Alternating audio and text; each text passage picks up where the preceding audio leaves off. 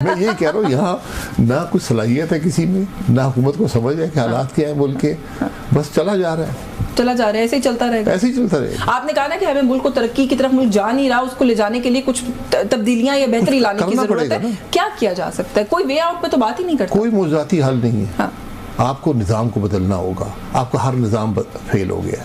आपको हुकूमत के साइज में कमी करनी पड़ेगी, हुकूमत के खर्चात में कमी करनी पड़ेगी, पैसा वहाँ पे लगाना पड़ेगा कि जिससे मुल्क के अंदर ग्रोथ आए। आप इस तरह मुल्क को नहीं चला सकते, नेगेटिव ग्रोथ में मुल्क नहीं चलते। ना कारोबार के मौके हैं, ना रोज़गार के मौके हैं। लोग मुल्क छोड़ के जा रहे हैं। आज हर शख्स नौजवान 100% मुल्क के हालात से मायूस है। उसको तो कोई तवक्को नहीं है कि ये हुक्मरान जो है कुछ दे पाएंगे। तो वो बाहर का रुख कर रहे हैं, जिनका हक है कि अगर यहाँ नहीं मिल रहा तो फिर देखेंगे जहाँ भी जिंदगी बेहतर हो सके। खाली नौजवान सर नहीं, मिड करियर प्रोफेशनल्स भी जो यहाँ पे बहुत अच्छा कंट्रीब्यूट कर रहे थे इस इकोनॉमी में, उनको जो पहली अपॉर्चुनिटी मिल रही है वो इस मुल्क से जा रही है। नहीं है, जब कारोबार घटता जा रहा है, नौकरियां कम होती जा रही हैं, तो फिर लोग छोड़ के जाएंगे, क्या करेंगे? तो गवर्नमेंट को तो सर कोई परवाह नहीं है कि इन मामलात को कैसे ठीक करना है। नहीं, गवर्नमेंट तो अपनी तनख्वाहें तो बढ़ाने की परवाह है।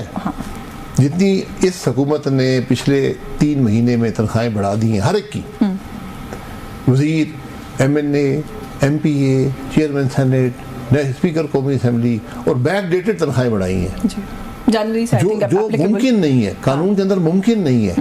जब बजट आपका 30 को खत्म हो गया तो आप पहली से वो पैसे कहाँ से आएंगे? और किस, ये आपकी कौन सी इखलाकी कदरें आपकी कहाँ गई? लोग गरीब से गरीब तर होते जा रहे हैं, आपकी जेब गरम से गरम तर होती जा रही है। सर आपने तो खुद इन गवर्नमेंट डील किया है IMF के साथ भी। IMF आपकी रेवेन्यू जनरेशन के ऊपर तो बहुत कुछ कहता है, आपको बहुत सारी बातें कहता है, शराइत लगाता है, गवर्नमेंट एक्सपेंस के ऊपर कुछ नहीं कहता। नहीं, कुछ नहीं कहता, उसका ताल्लुक नहीं होता। कहते हैं आप जिम्मेदार लोग हैं। अगर वो समझते हैं मैं कर्जा लेकर अगर मैं पैसे जाया करना चाहूँ तो वो तो नहीं रोकेंगे। वो तो कहेंगे ठीक है और कर्जा। वो तो कहते हैं हमारी ये डिमांड्स हैं, इतना पैसा आपने रेज करना है, बाकी आप कहाँ पे खर्च करते हैं हमारा ताल्लुक नहीं है। लेकिन वो जो प्राइमरी डेफिसिट है उसको आपने रिड्यूस करना है। लेकिन प्राइमरी डेफिसिट जो है वो खाने की टेबल पर खाना नहीं लाता, वो गरीब को अमीर नहीं करता, वो रोजगार के मौके नहीं देता। ट्रू। सर मुझे एक ब्रेक लेनी है, ब्रेक से वापस आके कुछ बात करते हैं। मुल्क में एक ऑल्टरनेट निज़ाम लाने की हम सुन रहे हैं, आजकल बातें हो रही है, इस पर भी बात करते हैं। इस ब्रेक के बाद व्यूअर्स हमारे साथ रहिएगा। जी वेलकम बैक नाज़रीन। ब्रेक में जाने से पहले हम जो बात करते हैं, शाहिद खान अब्बासी साहब हमारे साथ मौजूद है। सर जो नुक्ता मैंने छोड़ा था, मैं भी अब कोई 15-16 साल से सर सहाफ़त कर रही हूँ, नेशनल कंसेंसस गवर्नमेंट आ जाएगी, सदारती निज़ाम आ जाएगा, ये बातें जो है ना हम हर 2 साल के बाद सुनते हैं। अभी भी कुछ इस तरह की बातें हो रही हैं, उस पर मैं आती हूँ। लेकिन उससे पहले जो हम कहते हैं ना मुल्क में जमहूरियत है जैसी कैसी भी है, ख्वाजा आसिफ साहब ने उसको भी थोड़ा सा एक्सप्लेन करके फर्दर डिफाइन कर दिया। वो कहते हैं हाइब्रिड निज़ाम है इस मुल्क के अंदर। फिर उसका दिफा करते हुए आगे एक कदम आगे जाते हुए वो कहते हैं दुनिया भर में होता है, कौन सा ऐसा नया काम है जो हम पाकिस्तान में कर रहे हैं? तो वो एतराफ कर रहे हैं, इसके नंबर देंगे आप उनको? नहीं, हाइब्रिड है, ऑनेस्टी के नंबर हाइब्रिड आज का नहीं है, पिछला भी हाइब्रिड था। पिछला भी हाइब्रिड जी। तो सब कहते थे हम हाइब्रिड है, आज भी कह रहे हैं हम हाइब्रिड है। लेकिन क्या हाइब्रिड आइन के मुताबिक है या नहीं है, सवाल ये उठता है। अगर आइन के मुताबिक नहीं है तो हम बहुत बड़ी गलती कर रहे हैं। अगर आइन के मुताबिक है तो बहुत अच्छी बात है। उन्होंने उसकी तौजी भी यही पेश की जो आपने हवाला दिया। उन्होंने कहा 2018 की हुकूमत भी ऐसी थी, तब भी जनरल बाजवा और इमरान खान एक पेज पर थे। हम अपनी गलतियां दोहराने पे लगे हुए हैं। लेकिन सर अगले आएंगे वो भी यही कहेंगे, वो पिछली 2 हाइब्रिड थी, अब भी हाइब्रिड है। सर हुकूमत का एक वजीर इस तरह की बात करे, मुनासिब गुफ्तगू है? नहीं भाई, नहीं, उनका हक है। देखें, जो इलेक्टेड आदमी है, जो पॉलिटिकल लीडर, जो मर्जी बात करे। लेकिन सवाल ये उठता है, उस पर सवाल उठेंगे तो सवाल ये उठता है कि क्या ये हाइब्रिड निज़ाम आइन के मुताबिक है? ये इसका जवाब सारी हकीकत बयान करता है। नहीं, वो कहते हैं कि पाकिस्तान में एस्टैब्लिशमेंट का किरदार है हुकूमत के साथ। वो कहते हैं वो अमेरिका में भी है। नहीं, दुनिया में हर जगह एस्टैब्लिशमेंट है, इसमें कोई शुबा नहीं है। लेकिन क्या वो आइन के अंदर ऑपरेट कर रही है, बाहर जा रही है? तो इसका हल क्या है फिर? हल क्या है? तो बदल दें, आइन बदल दें।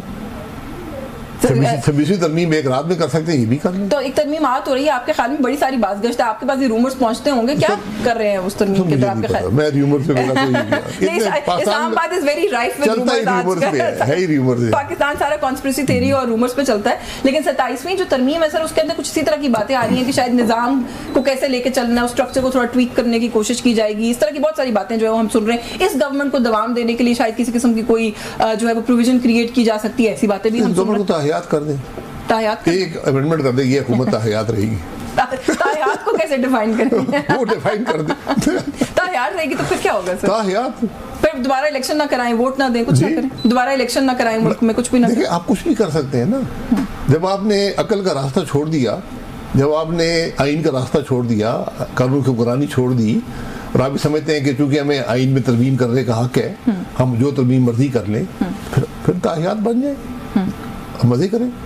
सर, एक पावरफुल गवर्नमेंट हो, जैसे कि अब हो रही है, बनती जा रही है, मजीद भी ये सुन रहे हैं जैसे इस तरमीम के बाद मजीद इख्तियार जो है वो आ जाएगा, लेकिन उसके बावजूद जो कुछ अपोजिशन जमातों के साथ मामलात हैं उनको बेहतर की तरफ ना लेके जाए। ह्यूमन राइट्स की वायलेशन हम देखिए हर रोज हो रही हैं। अब जो ये खबरें आ रही हैं कि जेलों में लोग कैदी जो 2-2 साल से कैद हैं, जिनके केसेस भी नहीं चल रहे अदालतों के अंदर, उनकी अब अमवात की खबरें जो है वो हम देख रहे हैं कि रिपोर्ट की जा रही हैं। हेपेटाइटिस के मर्ज से 6 पहले रिपोर्ट हुई, एक दोबारा जो है वो रिपोर्ट की जा रही है। कैसे देखते हैं सिचुएशन को? ये सवालिया निशान नहीं है हमारे मुल्क की जो डेमोक्रेटिक आउटलुक हम बनाने की कम से कम कोशिश करते हैं उसके चेहरे पर? देखिए, हुकूमत मजबूत नहीं होती, मजबूत या अवाम होते हैं या नहीं होते।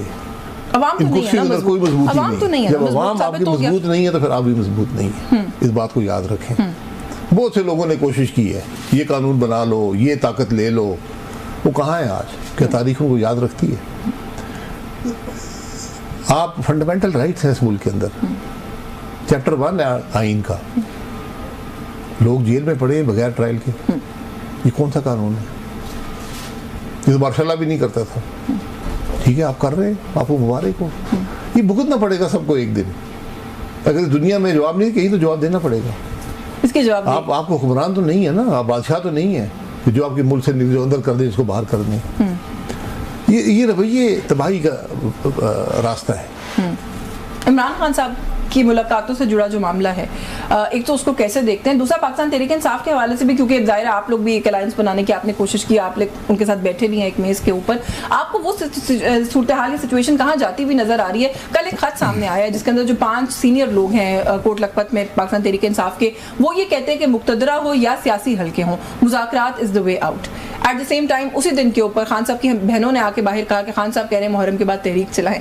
तो आपके ख्याल में क्या अपोजिशन की भी जो सबसे बड़ी इस वक्त जमात है वो क्या कर रही है, या वहाँ क्या हो रहा है उस एंड के ऊपर? नहीं पता नहीं, मैं बहुत सी बातें होती रहती हैं। खत किसको लिखा गया है, किसने लिखा है और किसको लिखा शाह महमूद कुरैशी साहब के दस्तखत हैं, डॉक्टर यास्मीन के हैं, अपनी जमात के लिए भी और गवर्नमेंट के लिए भी है कि मुज़ाकरात करें। नहीं खत वो उन्होंने शाया किया है, अखबारात को दिया है, किसको? मीडिया को दिया, प्रेस रिलीज है, हैंड रिटन प्रेस रिलीज है, मीडिया को दिया, उन्होंने लिख दिया है, जो से मर्जी उनकी अपनी सोच का इजहार कर दिया उन्होंने अफराद ने। नहीं वहाँ एक डिवीजन नजर आ रही है ना। मैं सिर्फ आपसे ये पूछूंगी, डिवीजन नहीं होती। देखिए, ये उनका सोच है, जो हमशीरा है उनकी दूसरी सोच है।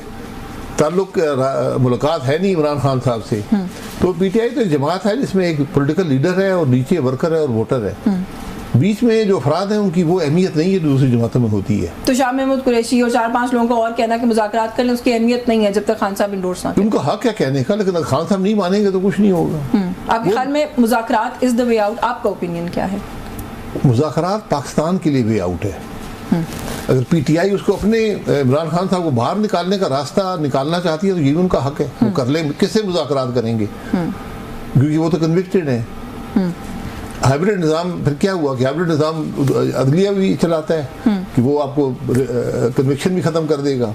शायद सवाल ज्यादा कोई पूछ लेते, जो सवाल जवाब कर रहे थे ख्वाजा साहब से, तो हो सकता है वो वजाहत में शामिल कर देते। नहीं मैं यही कह रहा हूँ ना कि आप मतलब किससे बात, आज जो जरूरत है वो मुल्क को एक डायलॉग की जरूरत है कि हमने आगे का रास्ता क्या किसके साथ डायलॉग? सब सारी सियासी जमातें बैठे, 4-5 बड़ी सियासी जमातें हैं, फौज के सरबराह हैं और अदलिया के सरबराह, ये सब मुल्क के मामलात पे असरअंदाज होते हैं। हमने खुद मान लिया ना हाइब्रिड निज़ाम है, तो बैठ कर तय करें हमने मुल्क कैसे चलाना है, हमने क्या तरमीम करनी है।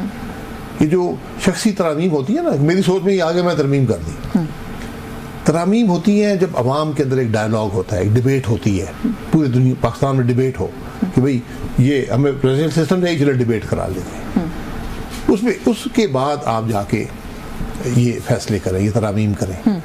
आज आगे का रास्ता ढूंढें, मुल्क कैसे चलेगा, कैसे चलाया जाएगा, किसी के बस में नहीं है। मैं हकीकत से आपको कह रहा हूँ, आप इस हुकूमत को पाकिस्तान की सारी सीटें दे दें, ताहियात कर दें, कुछ नहीं कर सकते, कुछ नहीं कर सकेंगे, फिर कैसे मुल्क चलाएंगे? लेकिन ये बात जो ख्वाजा आसिफ साहब जिसका इतराफ़ कर रहे हैं और कह रहे हैं हाइब्रिड गवर्नमेंट है, आप कह रहे हैं कि अगर हाइब्रिड निज़ाम को हमने मान लिया है तो उधर के भी नुमाइंदगान को बुला लें।